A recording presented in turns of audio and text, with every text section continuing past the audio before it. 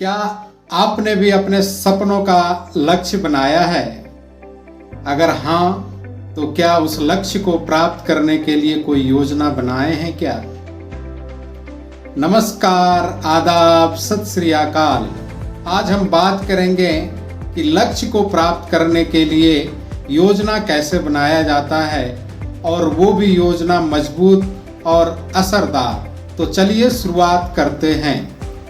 दोस्तों, लक्ष्य वो है जिसे आप प्राप्त करना चाहते हैं, और योजना वह है जिसके द्वारा आप उस लक्ष्य को प्राप्त कर सकते हैं। बिना योजना का लक्ष्य या सपना ही रह जाता है।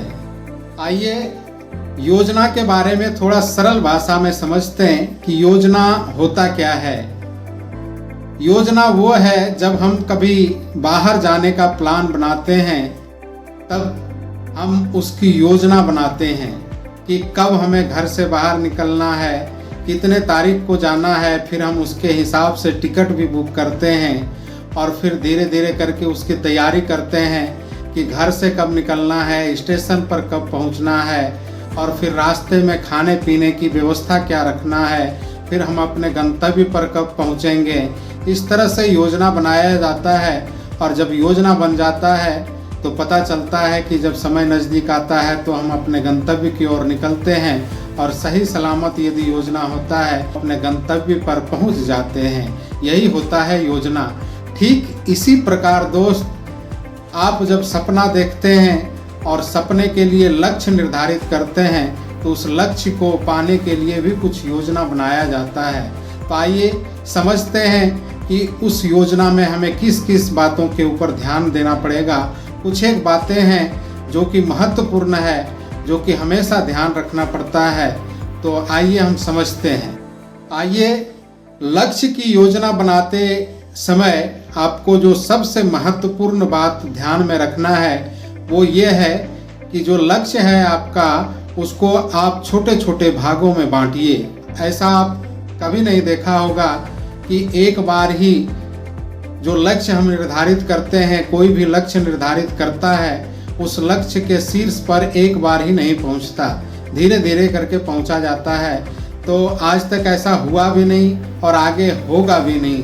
तो आप भी जो अपना लक्ष्य रखे हैं उसको छोटे छोटे भागों में बांटें, और फिर उसके ऊपर काम करें, तो फिर आपका लक्ष्य आराम से उस लक्ष्य को प्राप्त कर सकते हैं। फिर दोस्त, जब आप छोटे छोटे भागों में अपने लक्ष्य को बांटते हैं, तो दूसरी महत्वपूर्ण बातें ये है कि जब आप छोटे छोटे भाग में अपने लक्ष्य को बांट देते हैं, तो उसके साथ एक टाइम लाइन फिक्स करें कि कौन से भाग को कितने समय में हम अचीव करेंगे, और ये फिक्स करें और उसके ऊपर काम करें, तो आपका लक्ष्य आसान नज़र आएगा। जो तीसरी ध्यान देने योग्य बात है वो ये है कि आपको जब आप अपने सफ़र पर निकलते हैं, तो आपको बहुत सारा संसाधन की आवश्यकता होती है। उसी तरह जब अपने लक्ष्य के सफ़र पर आप निकलेंगे, तो आपको भी वहाँ पे कुछ संसाधनों की आवश्यकता होगी, कुछ चीज़ों की आवश्यकता होगी। इन संसाधनों का भी आप भरपूर ध्यान देंगे, क्योंकि जब आप कोई सफ़र पे निकलते हैं, कोई भी लक्ष्य निर्धारित करते हैं, तो उसके लिए आपको ट्रेनिंग की भी ज़रूरत होता है, कुछ किताबें पढ़ने की भी आवश्यकता होती है, और आपसे जो आगे उस रास्ते पे निकला है उसका अनुकरण करने के लिए उसके वीडियो को भी देखना पड़ता है कि किस तरह से अगला आदमी जो है अपने उस क्षेत्र में सक्सेस हुआ है। तो इन सभी चीज़ों को भी लक्ष्य के लिए आपको समय से पहले उसकी तैयारी कर लेनी पड़ेगी। ऐसा ना हो कि जब आप सफ़र पे निकल गए हों तो आपको याद आए कि ये चीज़ करना था, ये चीज़ पहले देखना था, इसलिए उसकी तैयारी पहले से ही आपको करनी पड़ेगी। जब आप लक्ष्य का योजना जब बनाते हैं दोस्त, तो आपको सबसे और महत्वपूर्ण जो बातें हैं वो ध्यान देने योग्य है कि आपकी दिनचर्या फिक्स करनी पड़ेगी। आपने लक्ष्य तो बड़ा बना लिया, सपना बड़ा बना लिया, लक्ष्य को निर्धारण भी कर लिया कि हमें जाना है वहाँ तक, लेकिन यदि उसके ऊपर काम नहीं करेंगे, उसमें समय नहीं देंगे, तो फिर आपका लक्ष्य, आपका सपना सब धरा का धरा रह जाएगा।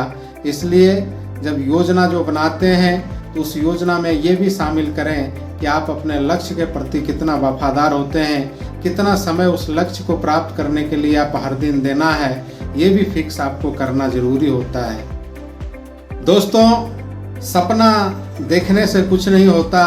आज से ही शुरुआत करें अपने लक्ष्य को लिखने के लिए और एक मजबूत योजना बनाएं उस लक्ष्य को प्राप्त करने के लिए।